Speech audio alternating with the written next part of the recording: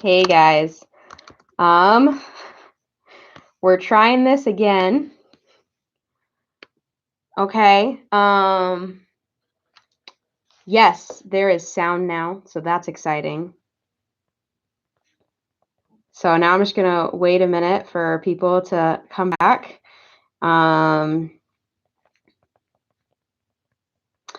hopefully this will work this time. Oh my gosh, YouTube was working so well for us for such a long time. It messed up really bad in the very beginning, and then we gave it our trust again, guys, and then it was working so well. And then tonight, I mean, who even knows? Who even knows? I don't know. But yeah, y'all are great. Welcome back. I see a few of you are making your way back. Cool. Hey. If you cannot hear me, please type. But according to what I see here, audio should be working. So that is exciting. Anyway, tonight I'm just gonna start from the beginning again. Yay, you can hear me. That's the way I like it. I mean, like, you don't just want to sit with my face talking and not hear it. You know what I mean? Anyway, what was wrong? I have absolutely no idea, Evan. I had everything set up as I normally would, and there was just no sound. But you know what? We got it fixed. I have a fancy speaker mic thing. It's all good now. We're all good. So today we are going to be setting up, preparing for a new series that we're going to be going through starting on Sunday. And what we're doing is we're just looking through the book of Philippians. And so tonight I wanted to give you just a little bit of like a background on the book of Philippians so that when we dig in Sunday, you know what's up. But as always, guys, we got R2D2 here.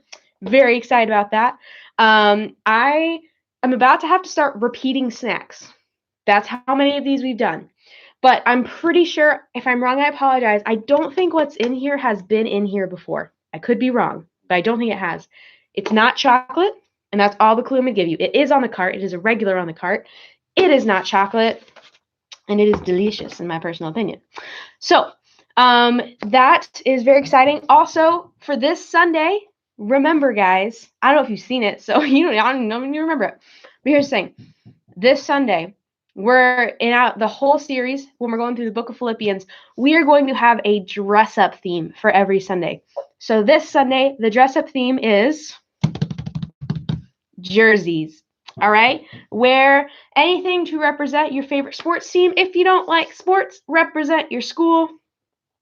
Beyond that, like, just wear something fun. And every week I'll be announcing a different theme. I'm very excited about Jersey Day. I'm very excited about what next Sunday is going to be. So you just have to tune into the midweek check-in next week to find that out. I'm very excited. It's going to be awesome. Okay. So first off, in the chat, please make sure you are making your guesses on what's in R2D2. And also tell me how your day has been. Personally, until YouTube decided to not, give sound to my video, I was having a great day. And you know what? Sound's working. I'm having a great day again. So today for me has been a pretty good day. Tell me in the chat, how has your day been? What have you been up to? How you feeling? And I'm going to just tell you a little bit about the book of Philippians. So the book of Philippians was written by a guy named Paul. Now, if you don't know Paul, that's okay. Paul wrote a lot of the New Testament. I got my big Bible today. But a lot of the New Testament was written by Paul. He wrote a lot of letters. He did a lot of stuff for the kingdom. Hello, Marcus. Good to see you here. And Paul had a really cool conversion story in the book of Acts. If you haven't read it, I would highly suggest just go look up the life of Paul because he's a beast. But what's happening in the book of Philippians, it's estimated it was written around the year 62 AD. And it looks like Paul most likely wrote this letter when he was in prison, when he was under house arrest. Can we relate to that just a smidge bit? Just a little bit. Very different circumstances, but still, stuck in our houses. I get it a little. I was feeling it. But Paul is writing this to the Philippians. So that's a church in a city called Philippi.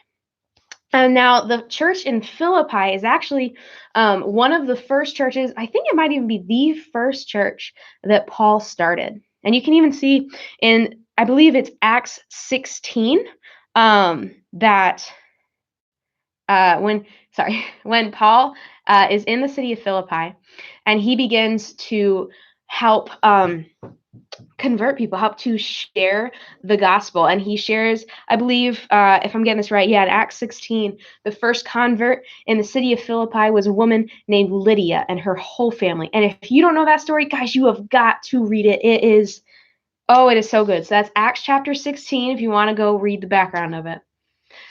And so ever since Paul started the church in Philippi, he's gone around and he started a lot of other churches. And the church of Philippi, like many other churches, have continued to give him financial support as he goes around proclaiming the gospel to people who've never heard it before. And so the book of Philippians is Paul writing to this church that he started. He's writing them thank you for your continued support.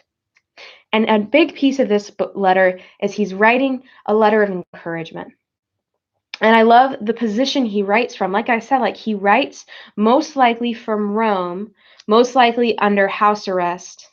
And based on what we see even in chapter 1, there is a potential that in this time he was aware or believed that execution was a very real possibility for him.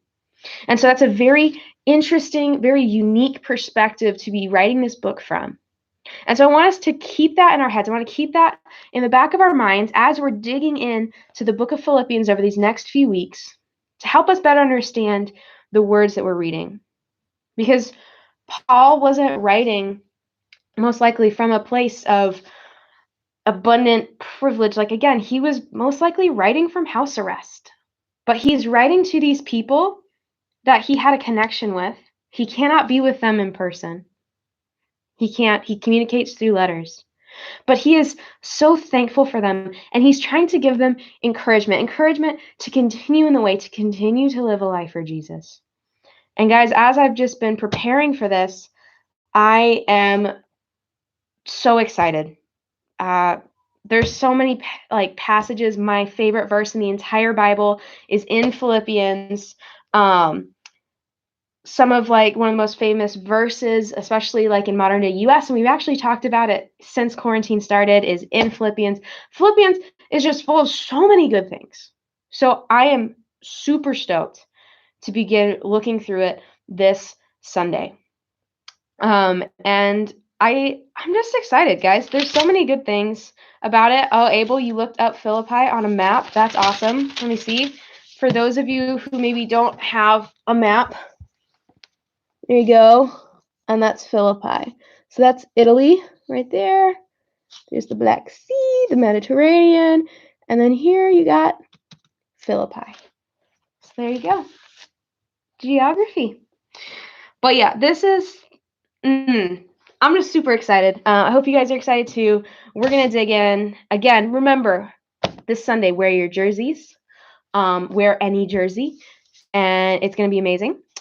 So I'm going to pray, and then we're going to see what's in R2D2, okay? Dear Lord, I thank you so much for tonight. I thank you so much that despite any technical difficulties we might face, Father, that we still get to communicate in this way, that we still get to gather, even though distant, to look at your word, to prepare our hearts for this series, Father, that we're going to be walking through. And God, I pray that over the next few days, and especially over the next few weeks, that you would just continue to transform our hearts. Father, I pray that you would draw us closer to you so that we can know you better, that we can serve you better, Father. And God, we love you. We're in a weird time, in a weird space, and no matter what it is we're going through, God, we know, as Paul says in Philippians, that in all circumstances, we can do it all. We can survive any circumstance because Christ is the source of our strength. And for that, we thank you. And we thank you, as always, above all, for Jesus. And it is in his name we pray. Amen.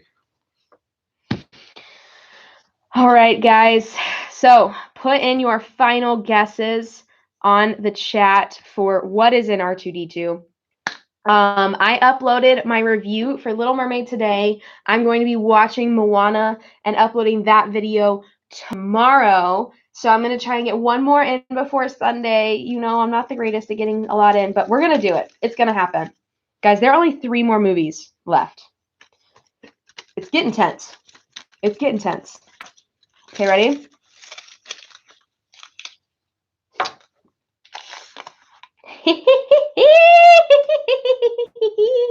It's Tangled.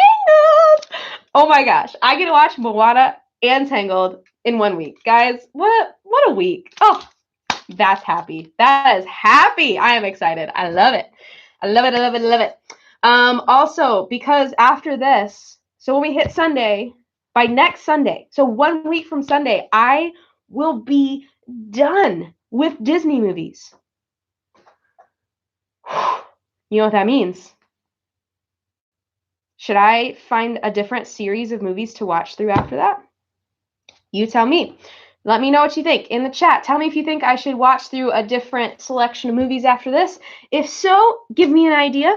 We're going to be closing your guesses for our good buddy R2-D2 here in 10, 9, 8, 7, 6, 5, 4, 3, 2.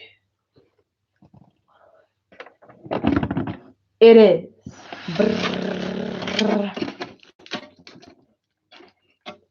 Airheads! Guys, so many of you guessed it right. We got Anthony guessed Airheads. Eric guessed Airheads. Evan guessed Airheads. Wow, that's beautiful. I need to write that down because I forget.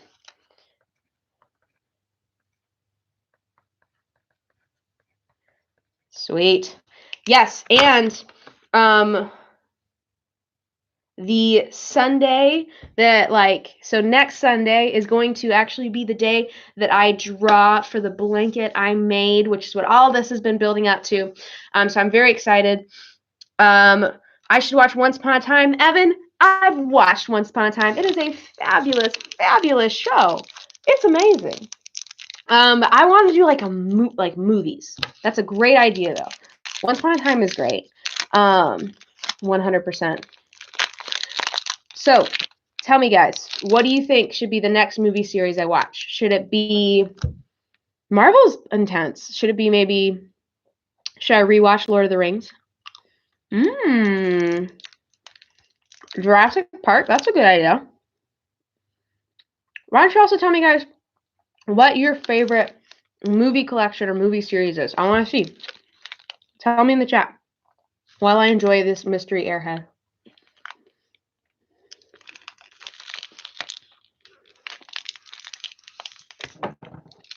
Ooh. You know what's funny? I've always wondered, Star Wars is good. Maze Runner, okay. A group office watch, that'd be funny.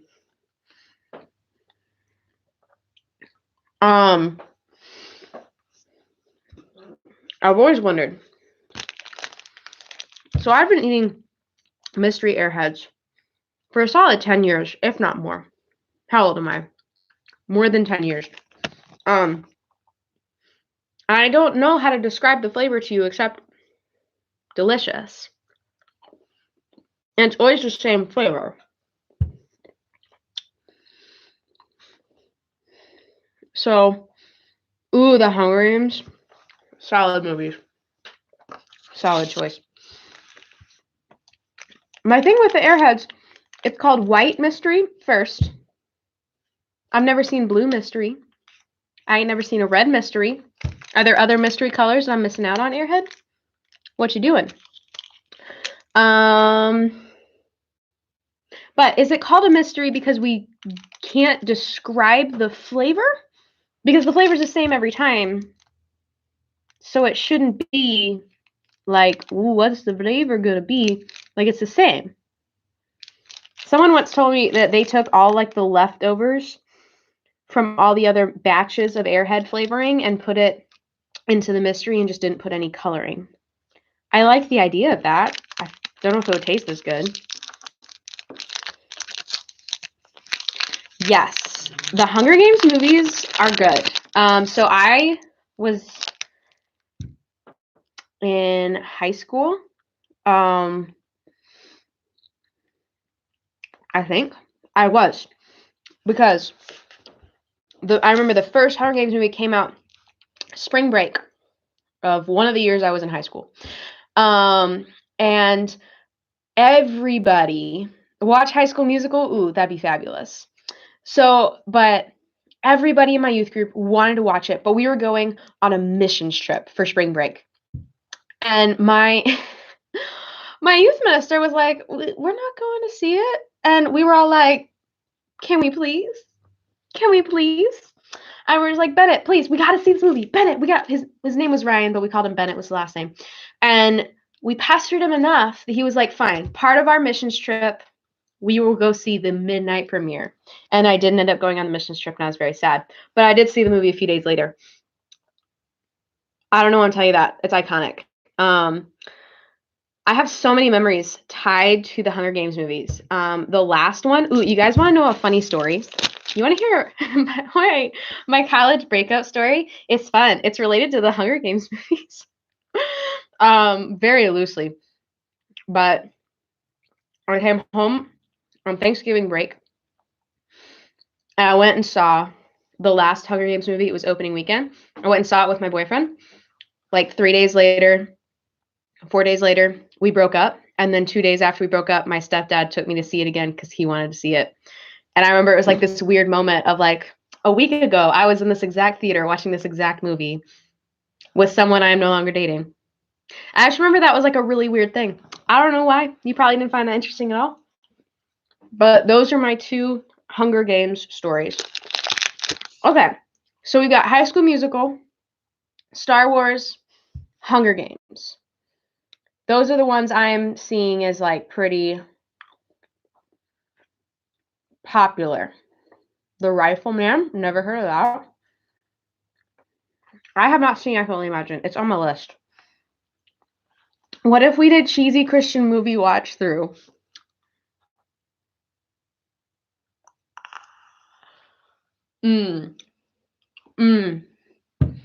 I have so many. I own so many cheesy Christian movies. Abel, you've never seen The Hunger Games? It's really good. It can be intense though.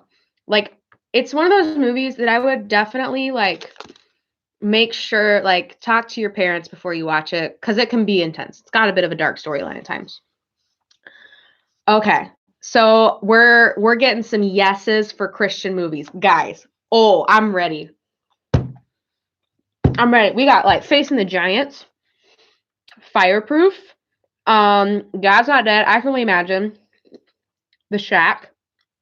Marcus, all the best cheesy Christian movies are low budget. I mean, come on, that's what we're doing here. Oh, what is that movie? There are a couple really good movies. Like back when we were doing Winter Retreat for Highway, we thought for a couple different times, we thought it was actually going to get canceled. And so I was planning like an alternative night. And there were 2 movies we were going to watch. And one is To Save a Life. Very intense, but very good. And oh my gosh, what is this movie? Again, a very intense movie, but very good. War Room is good. Overcomer is fantastic. I remember watching that with my parents. Sorry. It's on my phone. I gotta figure out what this movie is. It's gonna drive me crazy. Anthony and I have seen Tiger King. I don't plan to ever watch that movie again. That show again. It does not make me proud to be from Oklahoma. I Am Not Ashamed. That's the movie. It's called I Am Not Ashamed.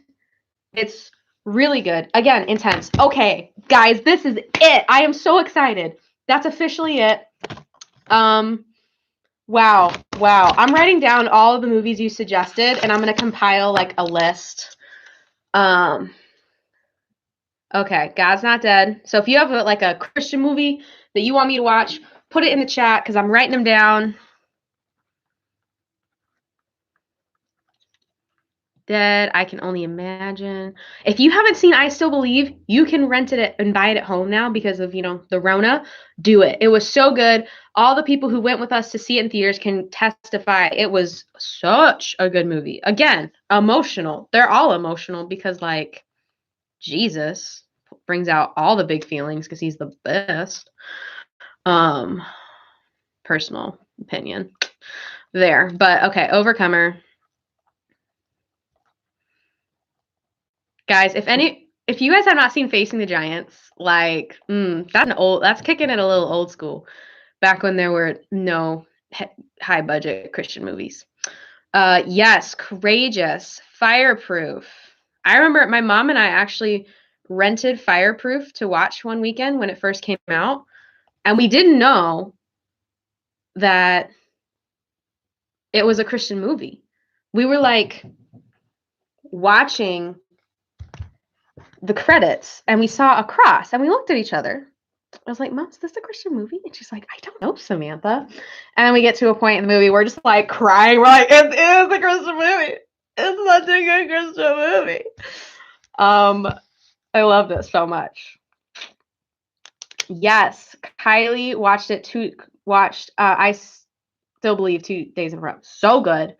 Oh my gosh. I know, Abel. I was like that too. The first time I saw it, like, I was a hot mess. I was just a hot mess. Oh my gosh. Guys, I'm so excited about this. This is amazing. Yep. This is good. I don't know how many of these we're going to do, but I don't even know how am I going to rank them. I don't even know. Oh, that's what I get to figure out. It's going to be amazing. To Save a Life.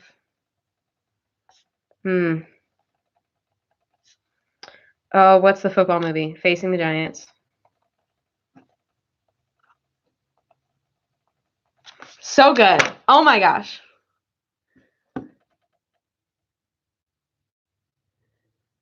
Bro, if your testimony is you came to know God from a Christian movie, that's amazing. That's amazing. I actually met someone who that was their story. When I was on a traveling worship team in college, we were at a camp and this kid was getting baptized and he shared, he was like, I didn't really believe in this whole God thing. And then I went and saw God's Not Dead Too. My friend invited me with the youth group. And that was like the game changer of his faith. That's why, like, I love Christian. Christian movies can be cheesy. Christian movie can be low budget. But Christian movies give you all the feels. I'd say a majority of the time, Christian movies preach truth, which, in my opinion, is why they do so well with us Christians, is because we want content that is God-centered. We want content that's going to push us closer to God. And when it's done well, especially, it can be incredible. Like, I could tell you, and I will tell you, when we watch these movies, I'll tell you how some of these movies have had huge impacts on my life. Like, this stuff's legit. Like, you know me, Run the Race, okay. Like, I'm into movies, but like, storytelling is one of the things I'm really passionate about. And you guys know this, but like, even I was in the office last week, 6 feet apart, masks on, we kept it, Rona kosher. But I was talking to Jake and Seth, and we started talking about a show that I was watching. Seth had seen it, and Jake had no clue. And I was like, I was just talking about like this storyline that kind of frustrated me. And he's like, "Okay, so tell me about it." And so I was talking about it, and then they kind of like laughed afterwards, and they said this thing that people on our team say about me, that like, when I talk about characters, I talk about them as though they're real people, which I talk about them as though they're real people, which I was bothered by at first, and then I realized why. But they were like, they just kind of think it's funny because like I can tell a story about a fake fictional person with the same like intensity and passion talking style that I would about someone I actually know. Yeah, Rona Kosher, Crystal, use it, share it, spread it. You heard it here first. But it's because I think storytelling is so powerful. And that's why people read books and watch TV and watch movies, is because stories have such an impact. And when they're done well, It's incredible. And the best stories are when a character feels real to you. And so also just the way you tell a story determines how good the story feels. So if you can tell it in a way that people feel like it's real, it's even better. Which is why I think using movies to help tell the gospel and tell the story of God and the story of his people, like, that's so powerful. Like, it just is. Like, God was a story, like parables, Jesus was a storyteller. Like, he used stories to tell truth and teach his word. And that's what, when you write a book and your intention is to honor God with it and tell his story, like, bam, there you go. Like, if you make a movie, all these things. Ooh, guys, I'm sorry, I'm on a soapbox. I'm very passionate about the Christian creative industry. I appreciate the cheesy ones, and I love them. But I also really love the ones that they've been making more in recent years that are higher budget, aren't quite as cheesy. But no matter which one it is, it tells the truth of who God is, and it tells truth to his people. And so it's all really good. I feel you there, Madison. The Snake King scene from Courageous, that was so funny. So I watched Courageous. The church I was at growing up, they hosted like a screening of the movie. And so I went, and so we're sitting in like the main auditorium, and I'm sitting between my mom and my stepdad. And like the sad scene was right before the Snake King scene. So we're sitting there, and I'm like, like bawling. My mom's crying. My stepdad's like manly sniffling, like, which is like bawling for him. And then everyone's like crying. The whole room is like in tears. And then all of a sudden, Snake King, and you're laughing, and then but you still have like tears and like snot. And so you're like, like you're laughing with yeah. Good movies. Good times. Good times. Okay. This is happening. I am excited. Wow. What a fun day. Let me see. Did I forget something? Nope. Oh, if you haven't been participating on our Instagram stories and on our Facebook page, we're figuring out which Chick-fil-A sauce is the fan favorite. You have until around noon tomorrow to vote for round 2. It's honey mustard versus Chick-fil-A sauce, so which of those is better? And then barbecue versus Polynesian, which of those is better? And then whichever of those winners will be facing off on Friday to earn the title of On Ramp Highway's favorite Chick-fil-A sauce. And that's what's up. You guys crack me up. I love you guys so much. This has been fun. Thank you for hanging in there despite the live stream issues. You guys are so great. You warm my heart so much. I hate that I can't be with you in person and we can't do On Ramp and Highway like we do normally on a Sunday. But it's these live streams and our Sunday Zoom calls, guys, that give me life. It's just such a blessing to continue to just be able to have this interactions with Philippians. I hope you will join us wearing your favorite team jersey. And you guys are wonderful, as always. I love you guys. God loves you more. Be nice to your parents and your siblings. Bye.